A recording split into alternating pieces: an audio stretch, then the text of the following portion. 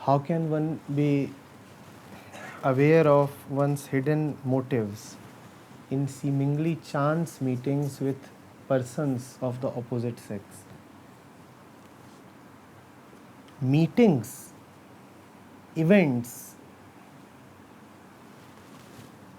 are by chance, but the motive is not by chance. The events are sporadic, episodic, but the motive is a continuity, a permanent presence. It is like a hungry beast prowling about. Whether or not would it meet a lamb or a deer or a rabbit is a matter of chance. But the beast's intentions are not a matter of chance. The intention is permanently there during the prowl. The eyes are full of that intention. Now, whether or not that intention gets fructified is another matter. It depends on whether the chance meeting takes place, and it depends on whether the object that you meet is prepared to be a victim of that chance. But the intention is always there. That intention will keep showing up in every action that we do. Not only in the meetings, even before the meeting.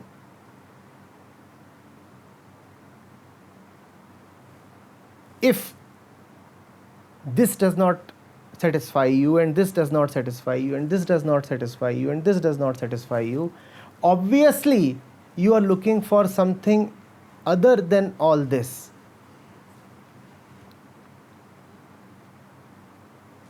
So even if a person of opposite gender is not available, you have sufficient ground to know what you are looking for. Nothing else seems to quench your thirst. Nothing else fills up your mind.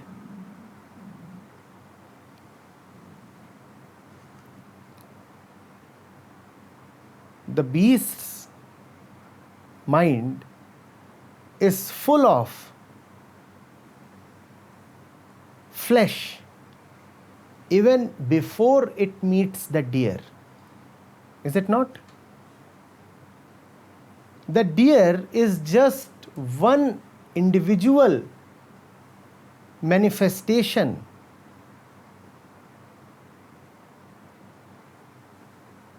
of the broad category of animals having flesh, right? Whether that one sample presents and exhibits itself might be a matter of chance.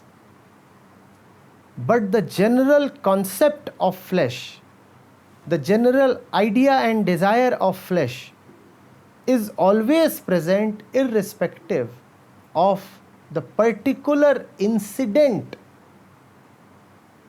of flesh that will present itself to you. The deer is just one incident of flesh, is it not? But fleshness is a permanent presence in the mind.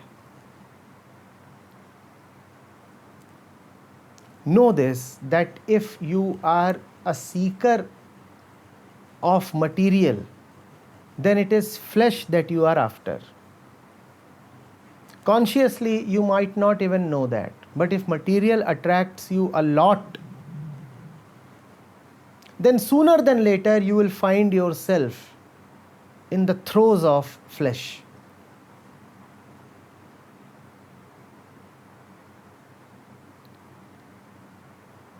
Are you getting it? You might just say, well, no, I'm not looking for flesh, I'm looking for money. I'm looking for material success. I'm looking to have another factory. I'm looking to have a bigger house with better furniture.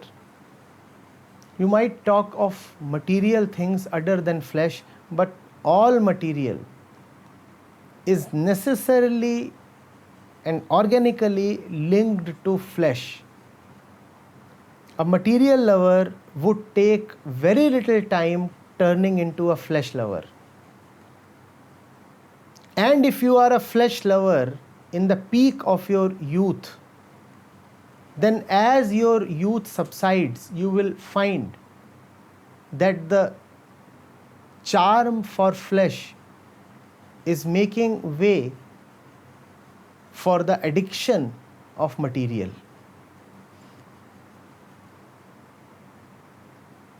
Those who want decorated bodies when they are young, they are mostly the ones who are crazy after decorated houses once they reach 40 or 50.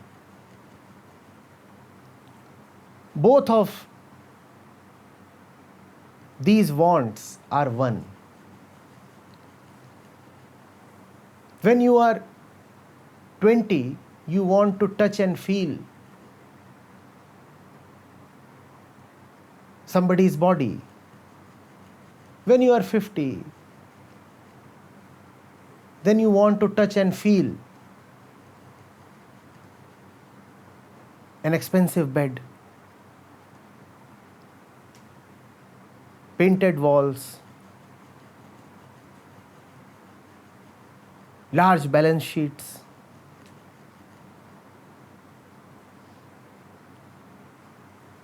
cars with expensive leather seats. What do you think? Is the tendency different when you are caressing the silken body of your beloved and when you are feeling the leather seats of your new car? Do you know how sensual is the experience of entering a new car with new leather seats? The entire cabin is full of the scent of leather. Have you ever done that? Buy a new car with new leather seats, then enter it. The experience in its depths, if you bother to inquire, is actually erotic. You are smelling leather that is so very similar to sex.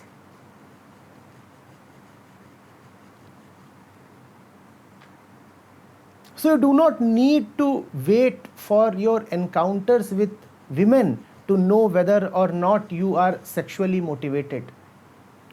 Just see whether leather seats attract you. Just see whether furniture and garments and carpets and upholstery and wall hangings and curtains and sofa sets attract you. Just see whether you are fascinated by the glids and the decoration and the jazz of a 5-star hotel. What do you think that 5-star hotel is? It actually represents the glamour of the body. It is decorated like a bride. You know who a bride is? Someone who is now prepared to have sex.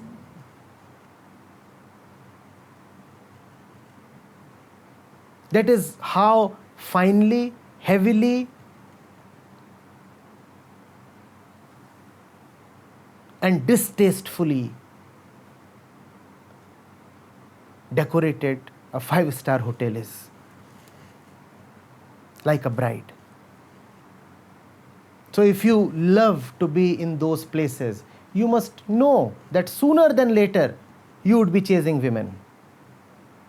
That is why when dropping happens, then both these things get dropped parallelly.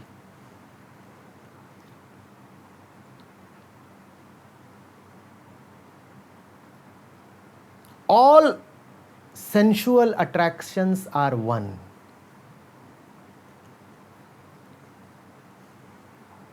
If you have lost the taste for flesh of a woman, how will you maintain your taste for flesh of chicken? They will get dropped parallelly. And you see that happening, right?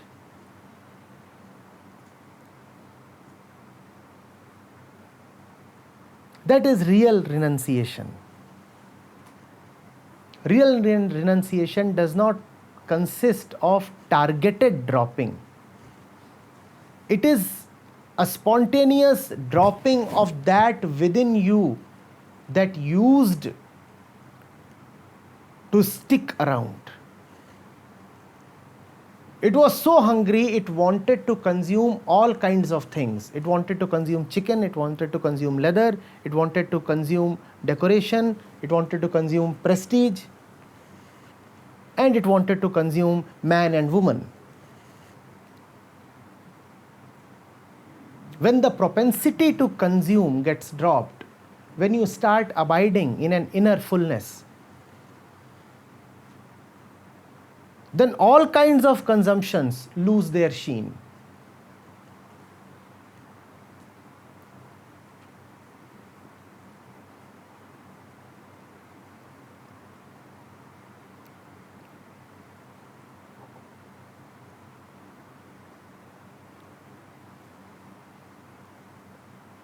Situations that titillate will not attract you.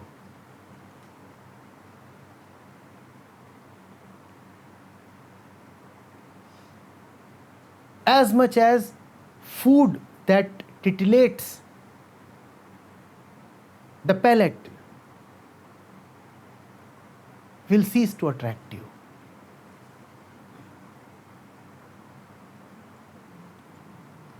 The value that you used to attach to titillation itself drops.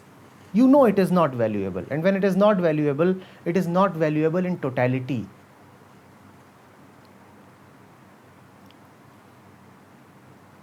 It is not without reason. When you call a new car as sexy, it is indeed nothing but sexy. And those who are designing the car take all pains to actually make it sexy. Sexy is not just a euphemism. It is the reality of the design of the car. So many products are actually modeled on female bodies. And so many products are actually modeled after the phallus. The curves of an attractive car are not very different from the curves of a seductive woman. That is why you call the car as sexy. The gleam, the shine that you see on the face of an ornamented woman who has taken all due care to coat and paint and polish and shine her face is not very different from the coat and paint and shine that you see on the surface of a consumer product. It could be a refrigerator. It could be the wall of a house. It could be a historical monument. It could be a computer. The shine is similar. When you lose your taste for shiny stuff, then all these products, objects drop simultaneously, because now you do not value the shine itself. You value something else that is real, something else that is more life-giving, something else that is actually good for you and the entire universe.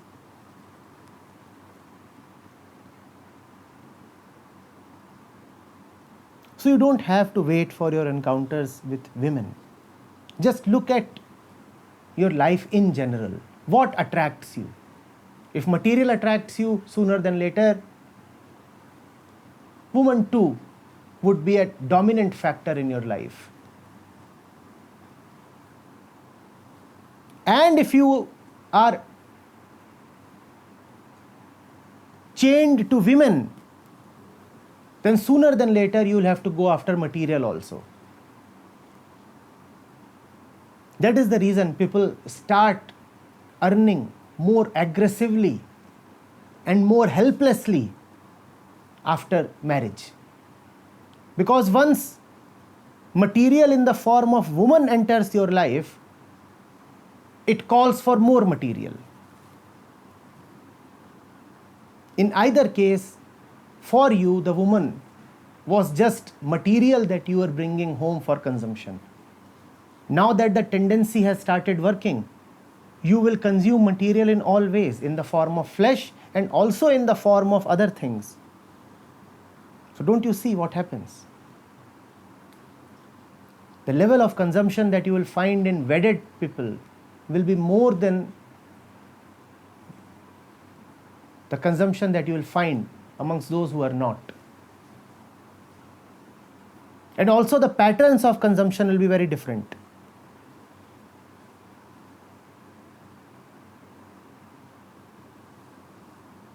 Are you getting it? Even to consume, you require more consumption. If you are single, you can probably sleep on the floor. But if you want to consume the woman, you also have to consume a good bed. So having brought the woman home, now go and get a good bed also. Otherwise, why? Have you firstly brought the woman home? It was not for love firstly, right? She's in your life because you want to consume her. If the computer is there, you better get the UPS as well. If the car is there, you better get a garage as well. So having married, now get a 3 BHK flat. The car is there, buy a garage. Where else will you park the car or the cow?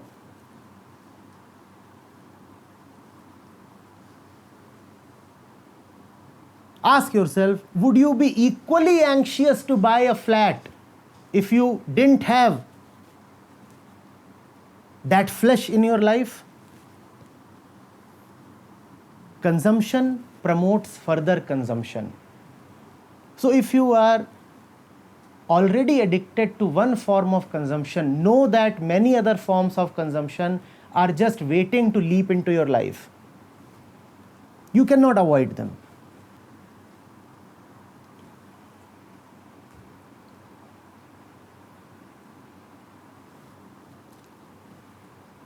If today you are buying pretty sandals for your beloved, for sure tomorrow you would be buying milk bottles for the infant.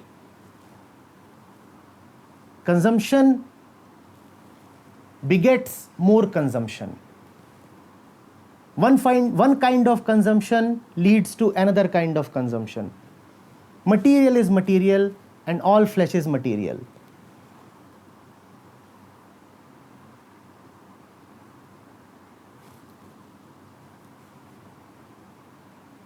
If today you are spending on your wedding, tomorrow is it not certain that you would be spending on childbirth?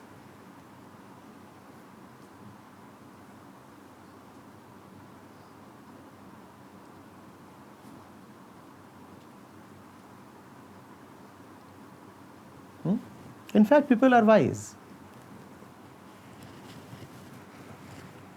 Once they have a man or woman in life, they actually know that many other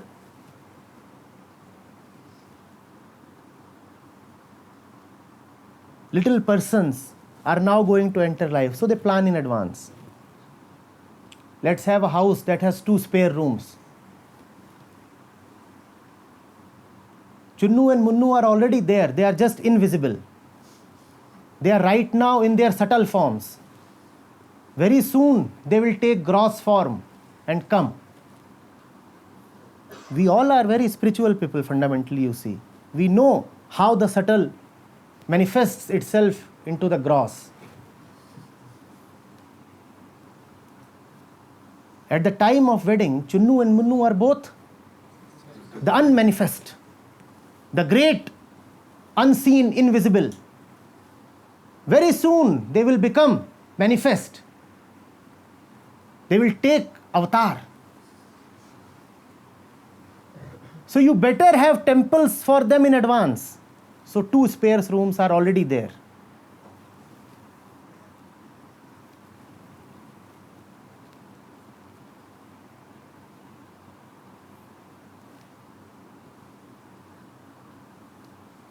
It is a net.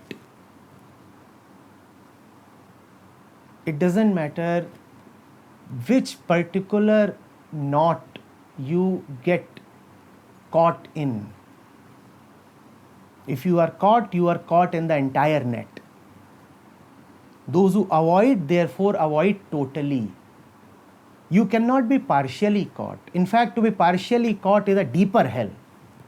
If you are caught, you better be fully caught.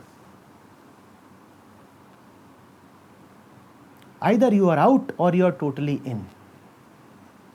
You cannot have the tendency to be caught, yet remain only partially caught.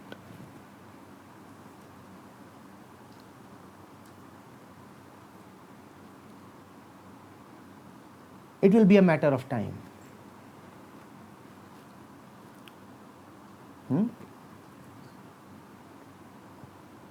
Complete bondage and total slavery will be your lot.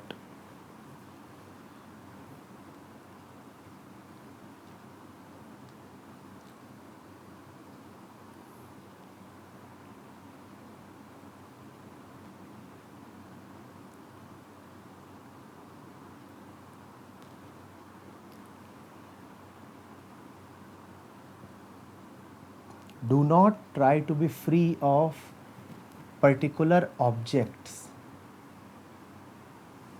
If you want freedom, be free of the tendency to not to be free.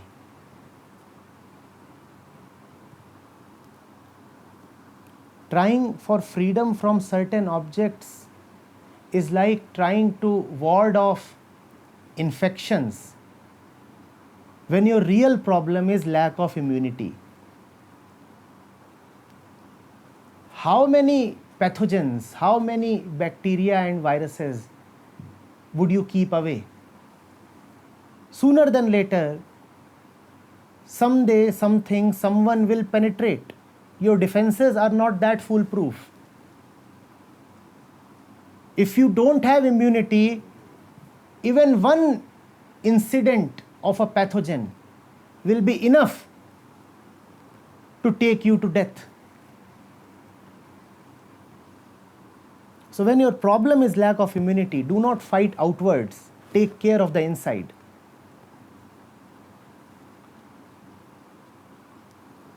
Drop the lack of immunity. Drop the fear of freedom. Drop the attraction towards slavery.